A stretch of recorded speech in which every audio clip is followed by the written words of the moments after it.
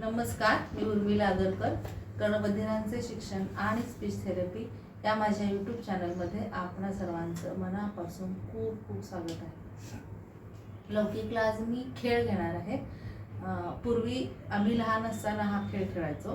त्याच्यानंतर माझी मानसी जेव्हा मुंबईच्या शाळेत होती तेव्हा त्या मुख्याध्यापिका संध्याताई त्यांचं घ्यायचं, त्यांनी शाळेत असताना घेतलं होतं. आणि मग नंतर मी तो खेळ तिच्याशी अगदी 7वी 8वी पर्यंत घेत होते. मग ज्याची म्हणून नावं गटवारी तिला व्हायची ते मी घ्यायचे. अगदी म्हणजे भूगोलामध्ये खनिज धातूंची नावे सांग, तर मराठीमध्ये लेखकांची नावं सांग, असं काहीही विचारायची. आणि मग ती पण त्या दृष्टीने तयार व्हायची. तिला वाटायचं अरे आता आई काय विचारते, इतकं सुंदर ह्या खेळातून म्हणजे मेंदूला चालना मिळते, त्याच वेळेला आठवायचं, त्याच वेळेला सांगायचं. खूप लहानपणी हा खेळ तुम्ही पण सगळ्यांनी खेळला असेल. पण काळाप्रमाणे हे बुडत चालले खेळ. पण त्या खेळातून मी अभ्यास खूप गटवारी आपोआप पक्के होते. तर त्याला 1 आठवडा झाला मी ते खेळ शिकवलाय, घेते. आणि त्याला आता आठवून सांगायला छान जमायला लागलंय. फक्त उच्चार त्याला जे बोलतोय वाक्य ते नीट येत नाही. तर तुम्ही पहा मी कशा पद्धतीने त्याचं घेतलं. आणि ह्याच्यातून जे मी त्याला शिकवलेलं आहे ते सगळं हळूहळू विचारून घेते. आपण खेळ खेळायचं ना, सांगा सांगा लवकर सांगा, तू सांगायचंय. चल सांगा सांगा लवकर सांगा सांगा तुम्हाला येणाऱ्या दोन फळांची नावे सांगा. आंबा, ऍपल, असं वाजत ऍपल. सांगा, बस 2 बस. सांगा सांगा लवकर सांगा सांगा गा गा तुम्हाला येणाऱ्या 2 प्राण्यांची नावे. प्राणी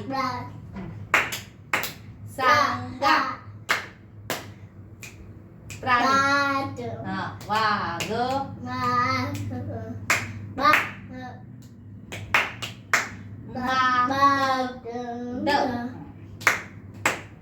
आता तू मला विचार.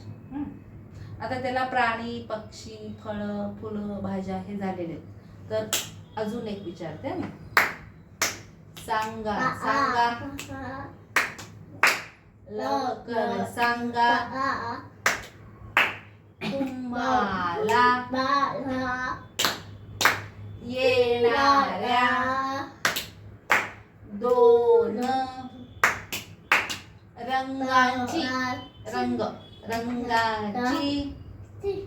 त्याला असं ऍक्शन केलं की रंग असा शब्द होतो. कधी कधी रंग हालचाल त्याला नाही समजली की मी असं म्हटलं की त्याला कळतं. नावे सांगा.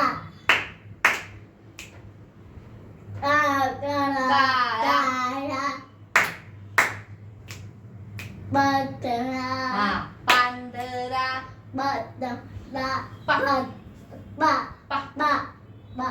नको पांढरा. आता तू मला विचार. सांगा सांगा सांगा लवकर सांगा मला येणाऱ्या.